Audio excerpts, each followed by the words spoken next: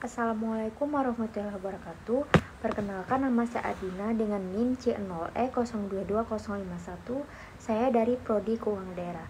Di sini saya akan membacakan hasil PPT saya yang berjudul Sistem Pengendalian Manajemen Sektor Publik. Di sini saya akan menjelaskan pengertian dari akuntansi sektor publik. Pengertian manajemen sektor publik. Sistem pengendalian manajemen adalah merupakan suatu proses untuk menentukan suatu sasaran agar seluruh fungsi dapat dilaksanakan sesuai dengan fungsinya. Menurut Mardiasmo 2018, akuntansi sektor publik merupakan suatu alat informasi sebagai penyedia informasi, akuntabilitas, dan pengendalian manajemen bagi pemerintah maupun publik.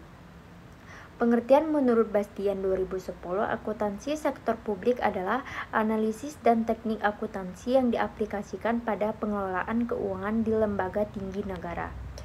Manajemen sektor publik.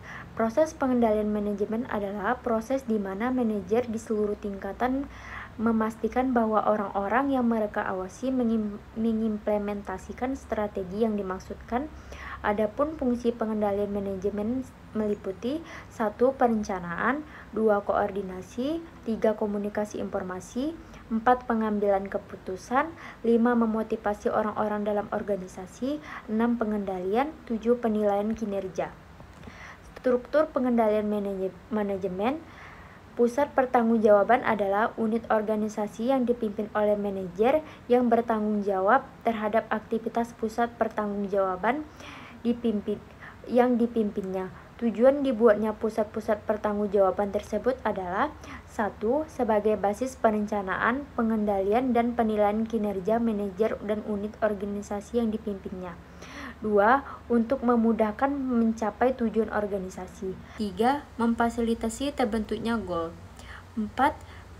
Mendelegasikan tugas dan wewenang ke unit-unit yang memiliki kompetensi sehingga mengurangi beban tugas manajer pusat. 5. Mendorong kreativitas dan daya inovasi bawahan. 6. Sebagai alat untuk melaksanakan strategi organisasi secara efektif dan efisien. 7. Sebagai alat pengendalian anggaran.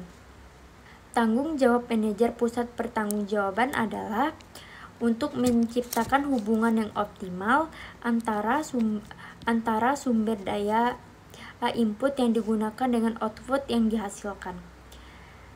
Dikaitkan dengan target kinerja. Input diukur dengan jumlah sumber daya yang diinginkan, sedangkan output diukur dengan jumlah produk output yang dihasilkan. Kesimpulannya yaitu, manajemen sektor publik memegang peran kunci sebagai penyedia informasi bagi manajer untuk perencanaan dan pengendalian organisasi, karena esensi akuntansi manajemen adalah perencanaan dan pengendalian. Pengendalian manajemen meliputi beberapa aktivitas yaitu 1. Perencanaan, 2. Koordinasi, 3. Komunikasi informasi, 4. Pengambilan keputusan, 5. Memotivasi, 6. Pengendalian, 7. Penilaian kinerja. Proses pengendalian manajemen pada organisasi sektor publik dapat dilakukan dengan menggunakan saluran komunikasi formal maupun informal.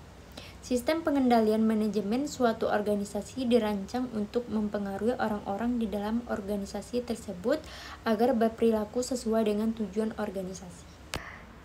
Hanya inilah yang saya sampaikan. Wassalamualaikum warahmatullahi wabarakatuh.